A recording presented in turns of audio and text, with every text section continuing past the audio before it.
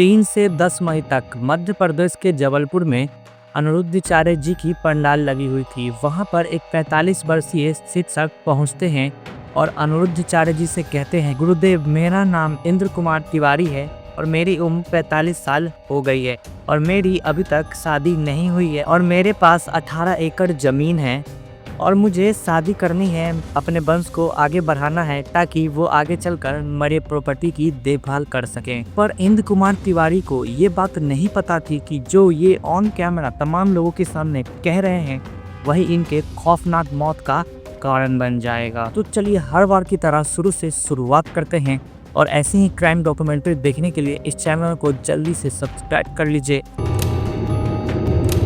17 मई 2025 इंद्र तिवारी के फ़ोन पे एक कॉल आता है और कॉल करने वाले ने अपना नाम कौशल बताया था। कौशल इंद्र तिवारी से कहता है, मैंने आपकी वो वीडियो देखी है जिसमें आप अनिरुद्धाचार्य जी के कथा में गए थे और वहाँ पे कहे थे कि मेरी शादी नहीं हो रही, तो मुझे आप पसंद हो, क्या आप मेरी बहन से शादी करना चाहते हो? उसकी उम्र 19 साल है और उसका नाम खुशी तिवारी है। अब ये सुनते ही इंद्र कुमार खुश हो जाते हैं और एकदम से शादी के लिए हाँ कर देते हैं। फिर 26 मई को कौशल शादी का शगुन लेकर इंद्र कुमार तिवारी के घर पर पहुंचता है और फिर 5 जून को शादी की डेट फिक्स कर दी जाती है। पर कंडीशन ये था कि शादी के लिए इंद्र कुमार को गोरखपुर आना पड़ेगा और फिर कौशल अपनी बहन का नंबर देकर वहां से चला जाता है ताकि दोनों आपस में बात कर सके, घुल मिल सके और फिर इन दोनों में बात की सिलसिला शुरू हो जाती है। और फिर इंद्र कुमार अपने जमीन के कुछ हिस्से गिरवी रखते हैं और उसी पैसे से गहने खरीदते हैं और गहने लेकर अपने शादी के लिए गोरखपुर 2 जून को निकल जाते हैं। अब उनका ये प्लान था कि शादी बहुत ही प्राइवेट तरीके से होगा, वो इसीलिए क्योंकि कौशल ने इंद्र कुमार को पहले ही बता दिया था कि वो बहुत गरीब है, इसलिए वो ज़्यादा कुछ एफर्ट्स नहीं कर सकता। इसलिए इस शादी में बस खुशी, कौशल और इंद्र कुमार ही होंगे। और इंद्र कुमार को भी इस बात से कोई प्रॉब्लम नहीं थी क्योंकि उसके लिए तो ये शादी हो रही थी, वही बहुत बड़ी बात थी। अब 5 जून को गोरखपुर के ही एक मंदिर में इनकी शादी हो जाती है।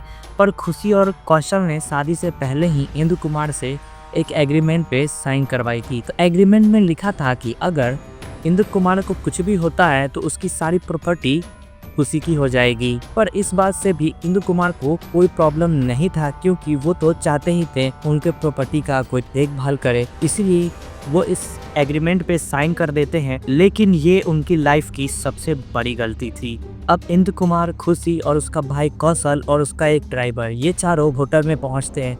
फिर ये लोग वहां जाकर खाना वाना खाते हैं। खाना खाने के बाद इंद्र कुमार को नींद आने लगती है, तब वो कमरे में जाकर सो जाते हैं। अब यहीं से सारा खेल स्टार्ट होता है। इंद्र कुमार के सोते ही वो तीनों इंद्र कुमार को उठाकर गाड़ी में डालते हैं और उन्हें खुशीनगर के एक सुनसान इलाके में ले जाते हैं। वो लोग सुनसान इलाके में पहुंचते हैं। अब इंद्र कुमार को खनक तक नहीं थी कि आखिर उनके साथ हो क्या रहा है, क्योंकि इन्होंने इंद्र कुमार के खाने में नशीली दवाई मिलाई हुई थी, इसीलिए इंद्र कुमार बेहोशी के हालत में थे। अब इसी बात का फायदा उठाते हुए उन तीनों ने इंद्र कुमार पर चाकू से वार करना शुरू कर दिया और एक चाकू तो इन्होंने इतने कस के गले में मारा कि वो चाकू गले में ही अटक जाता है। और जब इन्हें पूरे तरीके से लग गया कि वो मर चुके हैं, तब वो उन्हें वहीं पास के तालाब में फेंक देते हैं। और फिर इंद्र कुमार ने अपने साथ जो भी पैसे और गहने लाए थे वो सब लेकर वहां से फरार हो जाते हैं। फिर अगली सुबह 6 जून को एक बकरी चलाने वाली महिला की नज़र जब पास के तालाब में पड़ी हुई लाश पर पड़ी, तब लाश की हालत देखकर वो महिला चीखने चिल्लाने लगी। तभी गांव के बाकी लोग भी इकट्ठा हो जाते हैं। फिर पुलिस को बुलाया गया। लोकल पुलिस वहां पर पहुंचती है और बॉडी को पोस्टमार्टम के लिए भेजती है और पुलिस वहां से आसपास से कोई आईडी प्रूफ वगैरह ढूंढने की कोशिश करती है जिससे कि लाश की पहचान हो सकी।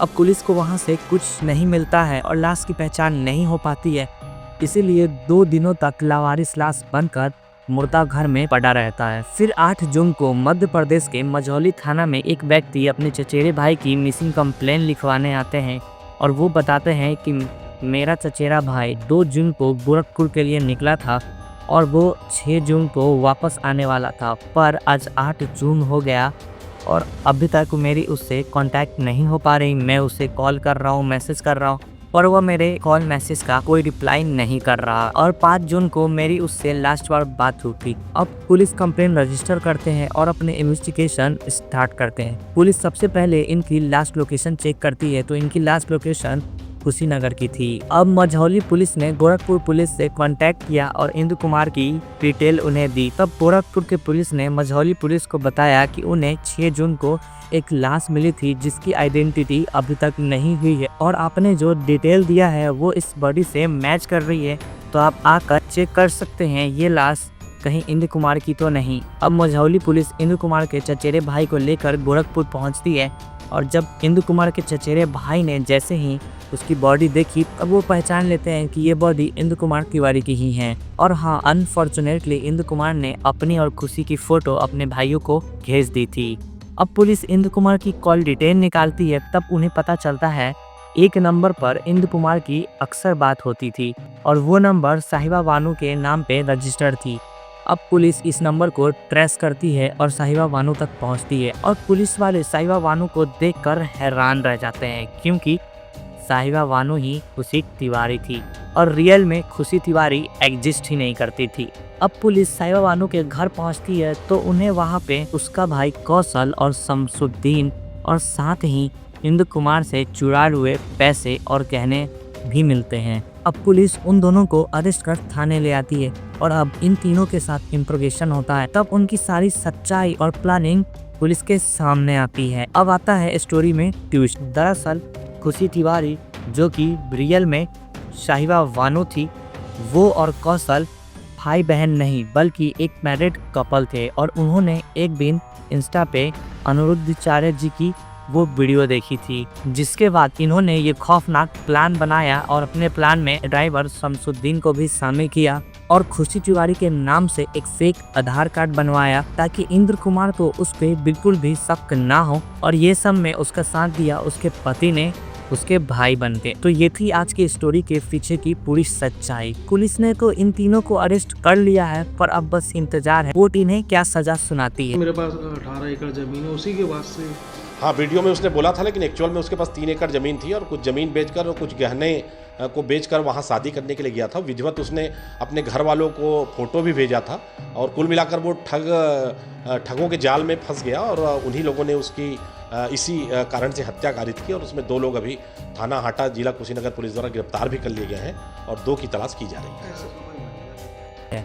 तो आपको भी आज के इस पूरी कहानी से सीख लेनी चाहिए और आपके पास जो है जितना है अपने तक ही सीमित रखो। किसी को बताने की ज़रूरत नहीं है कि हमारे पास क्या है नहीं है, क्योंकि यही आपके काल का घर बन सकता है। तो इस कहानी से आपको क्या सीखने के लिए मिला और इस कहानी पे आपकी क्या राय है कमेंट बॉक्स में ज़रूर बताएं और इस वीडियो को लाइक करके चैनल को सब्सक्राइब कर ले ताकि ऐसी ही क्राइम डॉक्यूमेंट्री आपको मिलती रहे। तो आज के लिए इतना ही, फिर जल्द मिलते हैं एक और नए वीडियो के साथ।